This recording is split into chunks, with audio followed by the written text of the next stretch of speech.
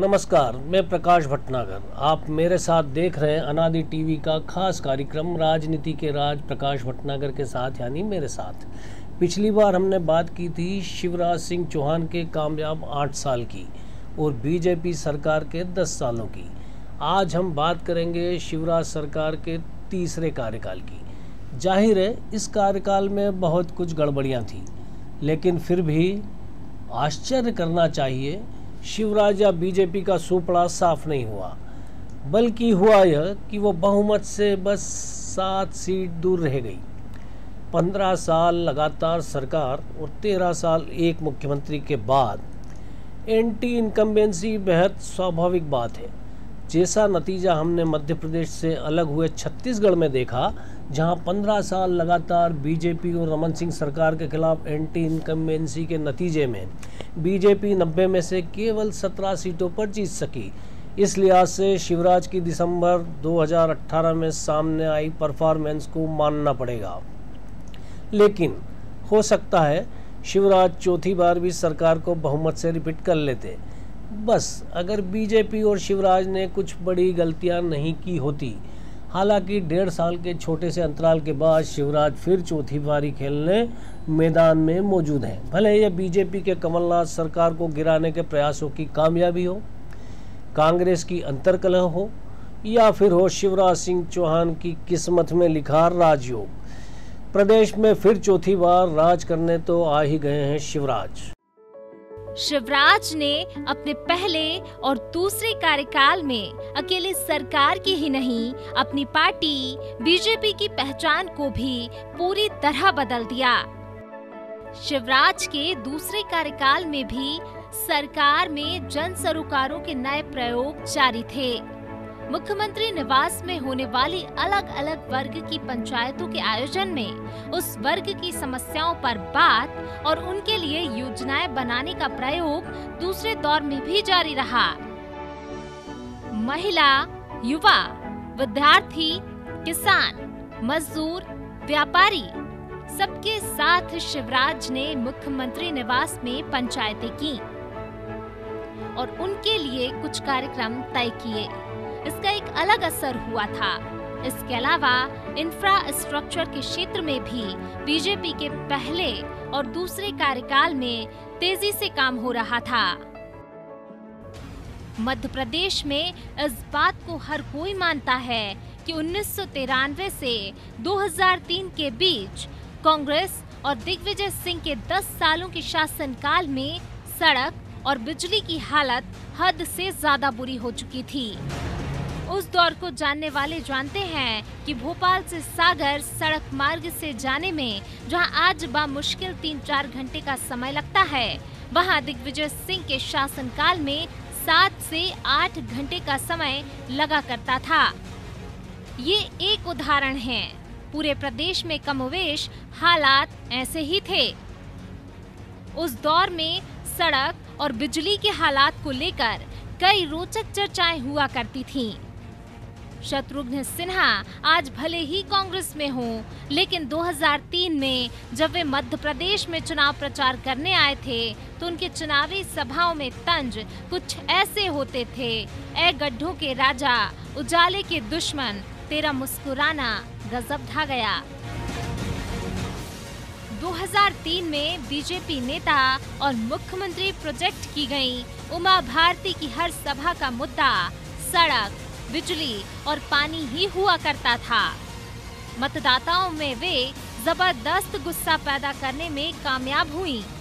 2003 में जब नतीजे आए तो बीजेपी को जबरदस्त बहुमत हासिल हुआ। कांग्रेस की शर्मनाक पराजय हुई। 230 में से कांग्रेस केवल विधानसभा की 39 सीटें ही जीत पाई। शिवराज ने अपने पहले और दूसरे कार्यकाल में सरकार को सामाजिक सरोकारों से जोड़ने के अलावा सड़क, बिजली और पानी पर ही फोकस किया। जाहिर है मध्य प्रदेश के लोगों ने इसे अप्रिशिएट किया। लिहाजा 2008 और उसके बाद 2013 में भी बीजेपी लगातार तीसरी बार अच्छे खासे बहुमत से सरकार बनाने में सफल रही। आइए जानते हैं इंफ्रास्ट्रक्चर के क्षेत्र में शिवराज सरकार के कामों पर क्या राय जाहिर की है वरिष्ठ पत्रकार और राजनीतिक विश्लेषक शिव अनुराग पटेरिया जी और मनीष दीक्षित जी ने। आज मध्य प्रदेश की जो स्थिति है, मुझे लगता है शिवराज सिंह के जो पहले और दूसरे कार्यकाल में योजनाएं प्रारंभ हुई थी, उसी का नतीजा है कि हम बहुत आसानी के साथ में प्रदेश भर के बड़े शहरों से आसानी से जुड़ गए हैं। आज मध्य प्रदेश में सड़कों का एक बड़ा जाल है। अगर संख्या के आधार पर देखा जाए तो आज प्रदेश में जो राज्य मार्गों की संख्या है, राष्ट्रीय राजमार्गों की संख्या है, वह कुल लंबाई उसकी 7,806 किलोमीटर है, जो 2003 की तुलना में लगभग 2000 किलोमीटर ज़्यादा है। इस तरह प्रांतीय राजमार्ग आज की स्थिति में 2018 की स्थिति में, यानी पहले, दूसरे और तीसरे कार्यकाल में शिवराज जी ने जो काम किया उसका नतीजा था कि 11,389 किलोमीटर प्रांतीय राजमार्ग बने। और सबसे ज़्यादा जो विस्तार हुआ वह मुख्य जला मार्गों और ग्रामीण मार्गों का था। इसी अवधि में यानी 2018 के अंत तक 22,000 किलोमीटर सड़कें मुख्य जिला मार्गों के साथ बन चुकी थी या उनका काम चालू ठीक ठाक तरीके से हो गया था।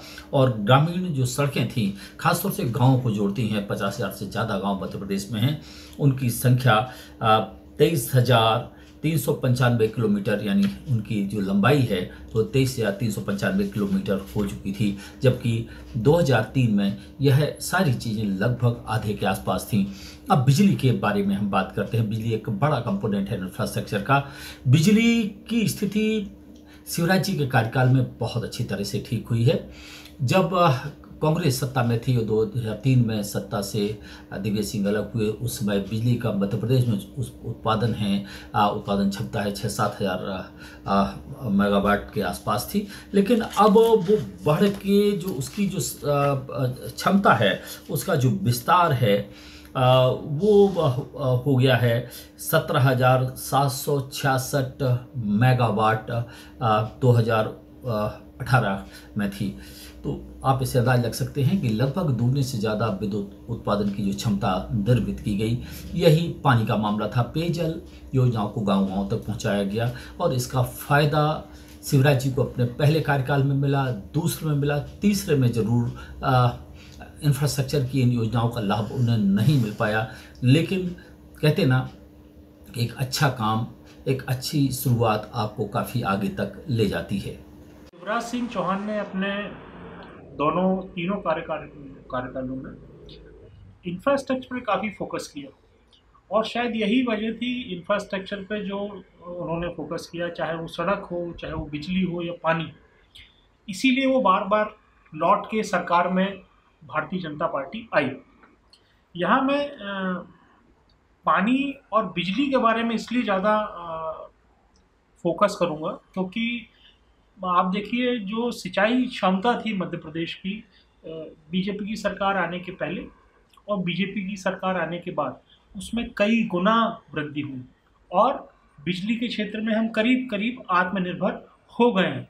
सड़कों की जहाँ तक बात है, सड़कें बनी ज़रूर, बट सड़कों की क्वालिटी को लेकर हमेशा एक विवाद रहा कि सड़कें कैसी हैं, उनकी क्वालिटी कैसी है, 2 बारिश में बह क्यों जाती हैं मध्य प्रदेश की सड़कें।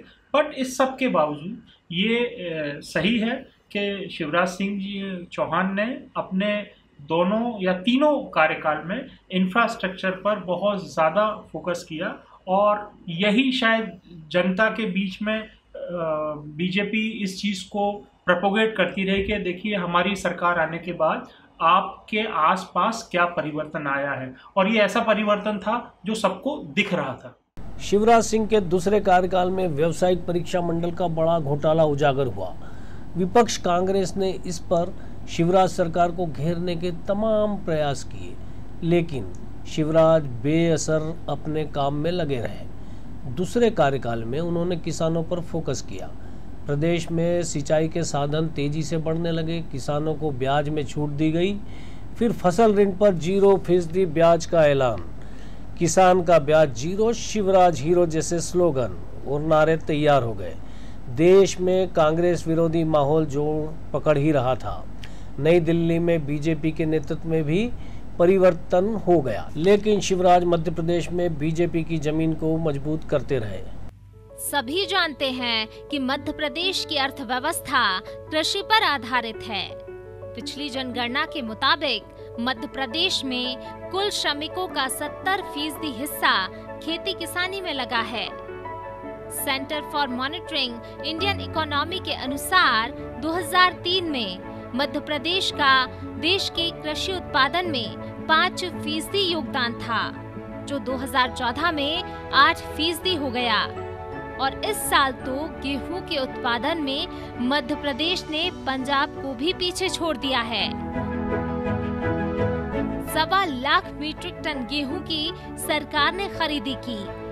जाहिर है यह शिवराज के पिछले कार्यकालों में कृषि क्षेत्र में किए गए कामों का नतीजा माना जा सकता है। कृषि उत्पादन में बढ़ोतरी के लिए कई कारण हैं, लेकिन मूल रूप से गेहूं के उत्पादन में बढ़ोतरी सबसे खास बात है। मध्य प्रदेश हमेशा से देश भर में सबसे ज्यादा दाल की खेती के लिए जाना जाता रहा है, पर अब यहाँ गेहूं का भी रिकॉर्ड तोड़ उत्पादन हो रहा है। 2002 से 2007 के बीच भारत के कुल गेहूं उत्पादन में मध्य प्रदेश का योगदान 9% था। एक दशक बाद यह आंकड़ा 2 गुना हो गया। अब भारत के कुल गेहूं उत्पादन में मध्य प्रदेश के गेहूं का हिस्सा 17% से ज्यादा है। आर्थिक विश्लेषकों का मानना है कि आधारभूत ढांचे में निवेश हुआ, जिसमें सिंचाई सबसे अहम है, और इसके साथ ही अच्छी नीतियां भी बनी। शिवराज सिंह चौहान ने अपने पहले कार्यकाल में गेहूं के एमएसपी पर 100 रुपए का बोनस देना शुरू किया था। शिवराज ने अपने पहले ही कार्यकाल में किसान पुत्र से किसान नेता के रूप में अपनी पहचान बनाने में सफलता हासिल कर ली थी। मध्य प्रदेश के किसानों के परिवारों की प्रति व्यक्ति आय 2013 में 1,321 रुपए हो गई। हालांकि इन सालों में मध्य प्रदेश औद्योगिक सेक्टर में कुछ खास नहीं कर पाया। हालांकि शिवराज ने उद्योगपतियों को मध्य प्रदेश की तरफ आकर्षित करने में कोई कसर नहीं छोड़ रखी थी। लगभग हर साल वे इन्वेस्टर्स मीट का आयोजन करते रहे।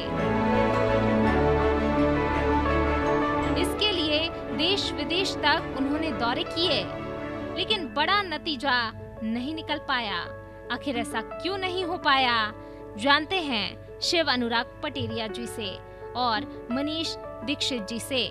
सारे प्राकृतिक, सांस्कृतिक, सामाजिक, ऐतिहासिक, सांस्कृतिक धरोहरों के बावजूद भी मध्य प्रदेश में अपेक्षित निवेश नहीं आ पाया, एक बड़ा सोच का मुद्दा है। इसको लेकर शिवराज जी अपने कार्यकाल के दौरान अनेक इन्वेस्टर्स मीट की, और लेकिन उनका वो सुफल नहीं हो पाया। अगर कहा जाए इन्वेस्टर्स मीट के परिणाम स्वरूप अगर 20-25% जो नतीजे मिले तो कोई रंजोगम नहीं होना चाहिए। सबसे बड़ी बात है कि मध्य प्रदेश के पास पोर्ट नहीं है। जो सुविधाएं गुजरात के पास में समुद्र से आने वाला सामान सस्ता पड़ता है, ट्रांसपोर्टेशन नहीं लगता है, जो सुविधा तमिलनाडु के पास में है या केरल के पास में है। दरअसल पोर्ट एक ऐसी चीज़ है जो किसी भी राज्य को सुविधा संपन्न बना देती है। दूसरी सबसे बड़ी बात है कि हम मध्य में होने के बाद भी रेलवे लाइन से उतनी ताकत के साथ वंचित हैं, उतनी डेंसिटी हमारी नहीं है जितनी की होना चाहिए। तीसरी हमारी सबसे बड़ी दिक्कत है कि हमारे जो एजुकेशनल इंस्टीट्यूट हैं काम तो ठीक कर रहे हैं, लेकिन सबसे बड़ी बात है उस लेवल के ग्रेजुएट तैयार नहीं कर रहे हैं जो एंटरप्रेन्योर हों, नए किस्म के उद्यम खड़ा कर सकें। इस सब के लिए ज़रूरी है कि मध्य प्रदेश की जो राजनीतिक नेतृत्व है, यहाँ का जो सामाजिक नेतृत्व है, यहाँ का जो प्रशासनिक नेतृत्व है, एकजुट होकर मध्य प्रदेश की ब्रांडिंग करे और मध्य प्रदेश की खूबियों से लोगों को अवगत कराए। हमारी तमाम खूबियाँ हैं, हमारे पास नेचुरल रिसोर्सेस है, हमारे पास ह्यूमन पावर है, हमारे यहाँ शांति है और कोई इंडस्ट्रियल वायलेंस नहीं है। मुझे लगता है ये सिर्फ अकेला किसी व्यक्ति के बस की बात नहीं है। सरकार फैसिलिटेटर हो सकती है, समाज अगर आगे बढ़ेगा तो मुझे लगता है इसके एक सार्थक और सही परिणाम आपके सामने होंगे। मध्य प्रदेश में जो है कई इन्वेस्टर समिट हुए। इन्वेस्टर समिट में देश के नामी ग्रामी उद्योगपति थे आए, कुछ ने निवेश भी किया, मगर ये ज़रूर है कि जितनी आशा उम्मीद सरकार को थी, शायद निवेश उतना नहीं हो पाया। उसकी एक वजह जो मुझे लगती है वो कनेक्टिविटी का इशू एक मध्य प्रदेश के साथ है, क्योंकि मध्य प्रदेश लैंडलॉक्ड स्टेट है। तो शायद ये एक वजह रही होगी कि कई ऐसे लोग थे, क्योंकि मैंने कई इन्वेस्टर मीट भी अटेंड करी है, उसमें देखते थे कि जो डेलीगेट्स आते थे वो जब बाद में हम लोग बातचीत करते थे कहते थे यहाँ पर है तो सब कुछ बट कनेक्टिविटी का इशू है। तो वो यहाँ से माइग्रेट करके कोई राजस्थान चला जाता था, कोई साउथ में चला जाता था। तो ये शायद एक कमी रह गई हमारे साथ कि हम जो हमारी लोकेशन है उसकी वजह से शायद हम यह सरकार हमारी वो निवेश नहीं आ पाया जिसकी उसको उम्मीद थी। तीसरी बार लगातार सरकार के रिपीट होने का श्रेय स्वाभाविक तौर पर शिवराज सिंह चौहान के खाते में दर्ज हुआ। हालांकि तब तक नई दिल्ली में बीजेपी के आला कमान में भी जबरदस्त तरीके से बदलाव हो गया था। लाल कृष्ण आडवाणी, सुषमा स्वराज, अरुण जेटली, वेंकैया नायडू, अनंत कुमार जैसे नेता किनारे कर दिए गए थे। राजनाथ सिंह बीजेपी के नए अध्यक्ष हो चुके थे। गुजरात के मुख्यमंत्री नरेंद्र मोदी को बीजेपी ने 2014 के लोकसभा चुनाव में अपनी तरफ से प्रधानमंत्री पद का उम्मीदवार घोषित कर दिया था। देश में कांग्रेस के विरोध में जबरदस्त माहौल तैयार था। अन्ना हजारे के नेतृत्व में सिविल सोसाइटी के आंदोलन से उपजे आक्रोश को विपक्षी दल के नाते बीजेपी ने अपने पक्ष में अच्छे तरीके से बना लिया। इसका फायदा मध्य प्रदेश में भी बीजेपी और शिवराज सिंह चौहान दोनों को मिला। 2013 में जब विधानसभा के नतीजे सामने आए तो बीजेपी को 230 सीटों में से 160 से ज़्यादा सीटें हासिल हुईं। 10 साल के कार्यकाल के बाद मध्य प्रदेश में किसी सरकार और मुख्यमंत्री के रिपीट होने का यह एक नया राजनीतिक रिकॉर्ड बना था। जाहिर है शिवराज के राजनीतिक कद में जबरदस्त इजाफा हुआ, लेकिन शिवराज का यह तीसरा कार्यकाल पिछले 2 कार्यकालों की तुलना में किसी और ही दिशा में भटक गया। फिर भी न तो शिवराज के व्यवहार में अंतर था और न ही उनकी मेहनत करने की आदत में, लेकिन अब शिवराज पर सवाल उठने लगे थे। सरकार चलाने से ज़्यादा उनका ध्यान अपनी खुद की ब्रांडिंग पर फोकस हो चुका था, लेकिन फिर भी उन्हें चुनौती देने वाला कोई नहीं था। नई दिल्ली में नरेंद्र मोदी और अमित शाह के दबदबे के बाद कई बार यह कयासबाजी होती रही कि शायद शिवराज अपना यह कार्यकाल पूरा नहीं कर पाएंगे, लेकिन ऐसी तमाम आशंकाएं बेकार साबित हुई। बल्कि हम देख रहे हैं कि मोदी और शाह के दबदबे के ही दौर में शिवराज चौथी बार भी मुख्यमंत्री बन ही गए। शिवराज सिंह चौहान का तीसरा कार्यकाल आत्ममुग्धता लिए हुए आया। शिवराज इस बार अपने निकट के अफसरों से घिर चुके थे। अपने पहले 2 कार्यकालों में सरकार को जन सरोकारों से जोड़ने का जबरदस्त प्रयोग कर चुके शिवराज इस बार उत्सवों के फेर में थे। तीसरी पारी शुरू होते ही शिवराज की राज्य और राजनीतिक समझ को पता नहीं किसकी हाय लग गई। पहले सिंहस्थ की जबरदस्त ब्रांडिंग की शुरुआत हुई। शायद इसकी जरूरत ही नहीं थी। देश विदेश में जिन्हें सिंहस्थ या कुंभ के लिए आना होता है, वे सरकार के बिना बुलाए भी आते हैं। इन धार्मिक आयोजनों का अपना स्थापित महत्व है, लेकिन सिंहस्थ की ब्रांडिंग में ही सरकार ने हजारों करोड़ रुपए खर्च कर दिए। हालांकि इस दौरान उज्जैन में इंफ्रास्ट्रक्चर के कुछ बेहद स्थायी काम भी हुए, जिनकी तारीफ की जाना चाहिए। वैचारिक महाकुंभ जैसे आयोजन भी हुए, लेकिन इनका मध्य प्रदेश को क्या फायदा होना था, यह समझ से परे था।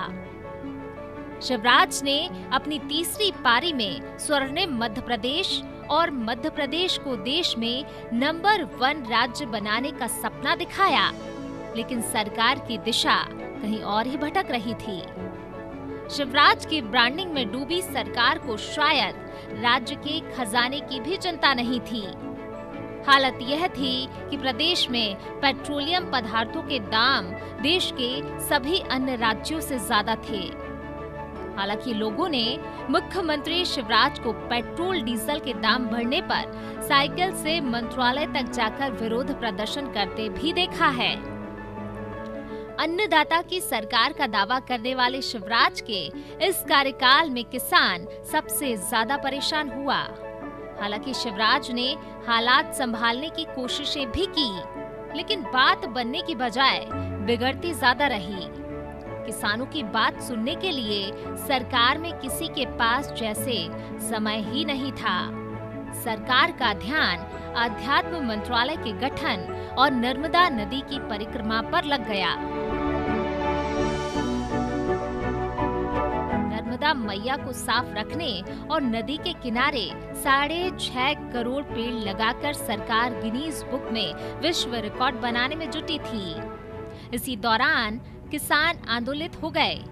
1 जून 2017 को किसान सड़क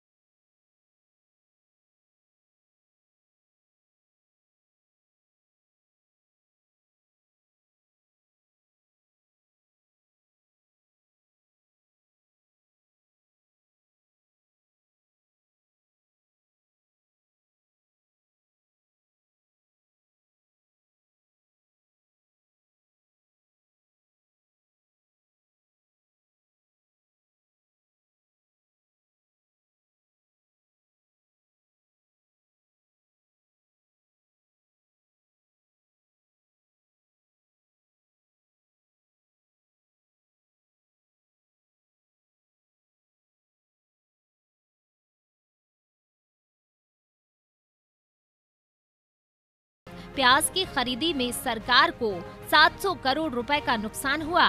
प्याज उगाने वाले ठगे के ठगे रह गए।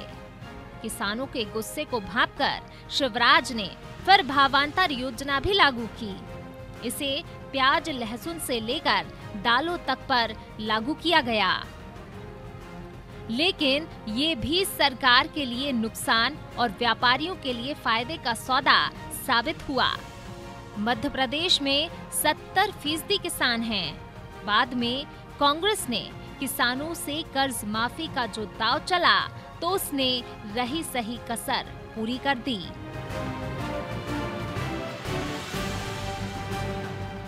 इसी दौर में शिवराज ने अपनी 144 दिन की नर्मदा परिक्रमा यात्रा शुरू की। प्रदेश के 16 जिलों से गुजरने वाली इस राजनीतिक यात्रा के जरिए शिवराज अपना वोट बैंक पुख्ता करने की जुगत में लगे थे।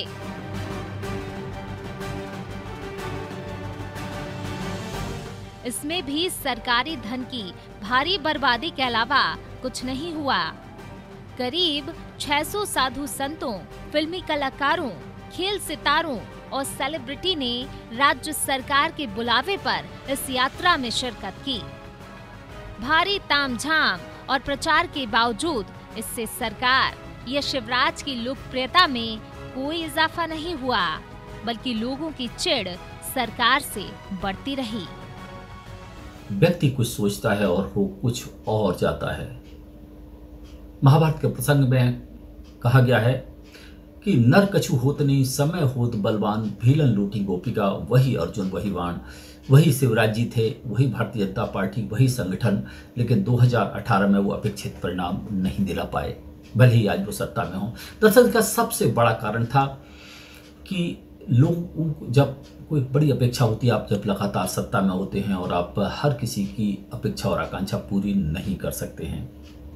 दूसरी सबसे महत्वपूर्ण चीज़ ये है कि जब एक ही किस्म की एक ही जगह पर आप रहते हैं तो सारी चीज़ें मोनोटोनस हो जाती हैं और आप समाज की अपेक्षाओं से जुड़ नहीं पाते हैं। और इसके अलावा एक और कारण है, लोग हमेशा परिवर्तन चाहते हैं, चेहरों में परिवर्तन चाहते हैं, लोग काम में परिवर्तन चाहते हैं और लोग चरित्र में परिवर्तन चाहते हैं, लोग काम करने की प्रवृत्ति में परिवर्तन चाहते हैं। और परिवर्तन की इस अपेक्षा पे जो खरा नहीं उतरता है वो एक तंत्र से, सिस्टम से बाहर हो जाता है। दरअसल आपने देखा होगा कि शिवराज जी का जब पहला कार्यकाल हो, दूसरा कार्यकाल हो, तीसरा कार्यकाल, उनके आधे से ज़्यादा या कहा जाए आधे मंत्री चुनाव हार गए थे, यानी लोगों ने उनके मंत्रियों को स्वीकार नहीं किया। लोग हमेशा परिवर्तन को पसंद करते हैं। अगर आपको लगातार सत्ता में बने रहना है तो आपको हमेशा अपने आप को बदलना पड़ेगा। चौहान 2018 का चुनाव भाजपा के लिए एक थोड़ा सा मुश्किल था। उसकी वजह थी कि 15 साल की एंटी इनकम्बेंसी थी। कोई भी सरकार हो 15 सालों में तो चाहे वो कितना भी काम कर ले, सरकार के खिलाफ और सरकार के लोगों के खिलाफ एक एंटी इनकम्बेंसी फैक्टर आता है। आप देखिए मध्य प्रदेश के साथ जहाँ जहाँ चुनाव हुए, अगर हम, क्योंकि तीन जगह चुनाव हुए थे दिल्ली, मेरे ख्याल से मध्य प्रदेश के साथ छत्तीसगढ़, राजस्थान और मध्य प्रदेश, और तीनों के अगर हम नतीजे कंपेयर करेंगे तो मध्य प्रदेश में भारतीय जनता पार्टी का परफॉर्मेंस सबसे बेहतर था। उसकी वजह यही थी कि यहाँ पर जो शिवराज ने काम किए थे और जो भारतीय जनता पार्टी की सरकार ने जो काम किए थे वो लोगों के जहन में थी, क्योंकि कई ऐसी स्कीम्स थी जो यहाँ से इंट्रोड्यूस हुई और देश भर में गई, चाहे वो लाडली लक्ष्मी हो या आपका वृद्ध जो आपके वो थी तीर्थ दर्शन योजना। तो इन योजनाओं का जो असर था वो कहीं ना कहीं वोटर के मन में था, मगर एंटी इनकम्बेंसी इस पे भारी थी और शायद यही वजह थी। और इसके अलावा आप ये देखिए, शिवराज के अलावा जो शिवराज के मंत्रिमंडल के सहयोगी थे उनके खिलाफ भी थोड़ी बहुत नाराज़गी थी। तो ये एंटी इनकम्बेंसी प्लस जो जिसको बोलते हैं कि जब मंथन बीजेपी ने किया टिकटों के लिए, और कई ऐसे लोग थे, कई ऐसे नेता थे भारतीय जनता पार्टी के जिनके बारे में हम आपको भी मालूम था कि शायद वो चुनाव नहीं जीत पाएंगे, मगर उनको टिकट दिया गया। तो एंटी इनकम्बेंसी तो थी ही, और कई ऐसे लोगों को टिकट दिया जाना जिनकी हार दिख रही थी। ये एक वजह रही जिसके कारण 2018 में भारतीय जनता पार्टी चुनाव हार गई। लेकिन फिर भी आप शिवराज का कमाल देखिए, ज़बरदस्त एंटी इनकम्बेंसी को भी शिवराज ने आखिरी तक काबू में करने की कोशिशों को नहीं छोड़ा। इसलिए जब दिसंबर 2018 में विधानसभा चुनाव परिणाम आए तो बीजेपी और शिवराज केवल सत्ता के आंकड़े से 7 सीट पीछे रह गए। क्या आश्चर्य नहीं करना चाहिए कि कांग्रेस, कमलनाथ, ज्योतिरादित्य सिंधिया, दिग्विजय सिंह जैसे दिग्गज जनता के गुस्से को उफान पर नहीं ला सके। प्रदेश से अलग हुए छत्तीसगढ़ में 15 साल की सत्ता और एक ही मुख्यमंत्री रमन सिंह के कारण उपजी एंटी इनकम्बेंसी ने बीजेपी का सूपड़ा साफ कर दिया। पर मध्य प्रदेश में तो कांग्रेस की गाड़ी किनारे आकर अटक गई। उसे 114 सीटों पर ही जीत मिल पाई। बीजेपी अगर थोड़ी गलतियों से बच जाती तो तय था कि शिवराज लगातार चौथी बार बीजेपी की सरकार बना रहे होते। तो शिवराज और बीजेपी ने आखिर गलतियां क्या की और कांग्रेस और कमलनाथ कोई चमत्कार नहीं दिखा पाए, तो आखिर क्यों? इस पर हम बात करेंगे अगली बार। तब तक के लिए नमस्कार। आप देखते रहिए अनादि टीवी।